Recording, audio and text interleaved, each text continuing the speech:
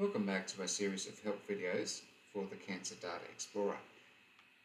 We're going to be taking a look at the survival options within the Cancer Data Explorer today, how to go about navigating those and the differences between the different types of survival that we can see within the Explorer.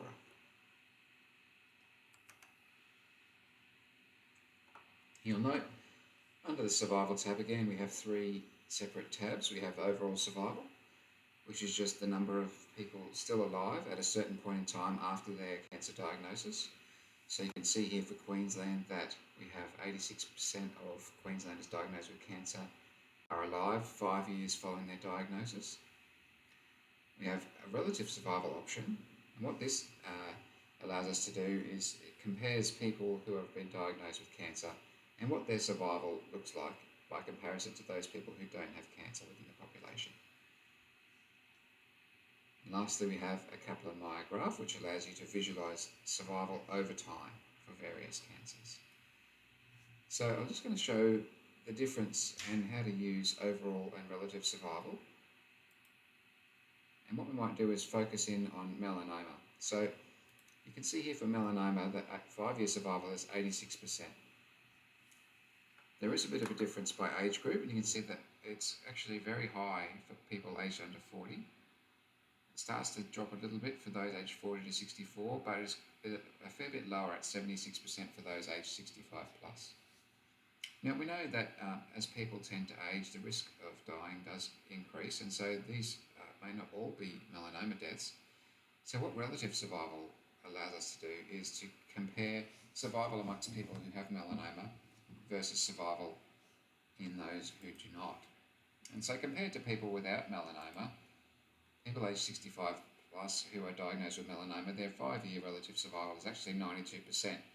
So if you think about it, this is kind of taking into account, well, if melanoma was the only cause of death, then what would survival look like? So it's not exactly as precise as that, but it gives you a sense that survival for melanoma is actually pretty good, and the survival for people with melanoma compared to those that don't is actually not that much difference even among older people. So that is where we can choose to use overall or relative survival depending on the question that we're trying to answer. One thing I would like to point out for overall survival here is that we do have various options. So I can choose to view the default being 5-year, but I can choose to view 1-year survival. You can see here that for all cancers, 1-year survival is 83%. Or I can choose to view a longer term view, like 20-year survival. But you'll notice that when I do that, oh dear, I have an error in that what I didn't think about was I have people diagnosed here between 2015 and 2019 only. And so obviously we haven't been able to follow any of these patients up for 20 years, so we're not able to calculate 20-year survival. So if I'd like to report on 20-year survival, I can either by the drop-down box or by the slider here, select an appropriate time frame so that I have at least 20 years worth of data to follow up patients who've been diagnosed with cancer during that period. So not everyone will have 20 years follow-up, but there are at least some people who do. And again, that will apply for any of these options here, is just to make sure that you have at least enough time in your diagnosis period for some of these patients to have been followed up for that amount of time. I'm going to look at the Kaplan-Meier graph now, and I think this is quite a useful tool for people to use when assessing cancer survival. So what it does is it plots, I should have reset that so we're not looking at 20 years, but what it does is it plots survival over time across the time period you're interested in. So again, we have the same options to display as per the previous overall survival.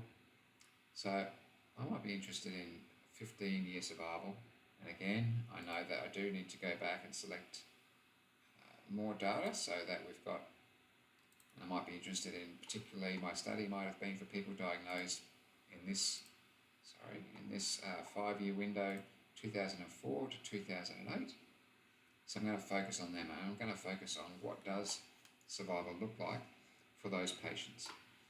Now by default, the Kaplan-Meier graph displays the top 5 cancer stream diagnoses, but you're not limited to using those. You can choose to view all cancers if you like, or what I'm going to do is show how we might like to show different types of cancers. So if I'm interested in some of the hematological or blood cancers, and I select that, then I might be interested in seeing are there differences in the survival for people with acute leukemia, Hodgkin's lymphoma, and non-Hodgkin's lymphoma. And if I select those 3 cancer types, you'll see that it will then display what does survival look like for patients that were diagnosed. Let's show the filters here actually. For patients diagnosed in this 5-year window who have these 3 different types of cancers.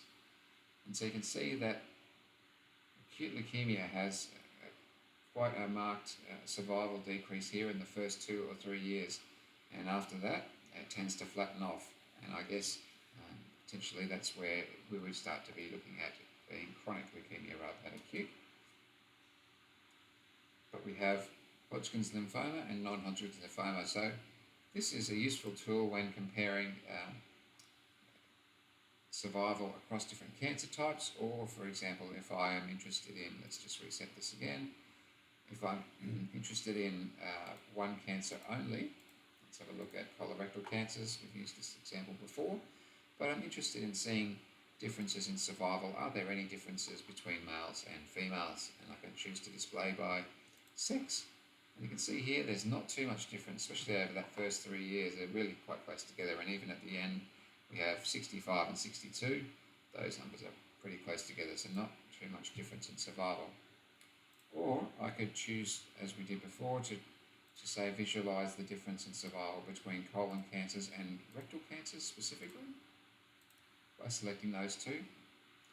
And then you can see it will draw the graph, and you can see that rectal cancer survival is actually slightly higher than colon cancer survival, about 5 percentage points, basically from sort of year 1 or 2 onwards, and that is maintained up to year 5. So that is some of the power of using a Kaplan-Meier graph, is not just having a snapshot at a single point in time, which is what we did when we looked at overall survival, but it does allow you to visualise where those survival differences might be. Are they early on after diagnosis, or do they come at a later stage? So that is what I would use the different survival tabs for. Thanks for your interest, and happy exploring.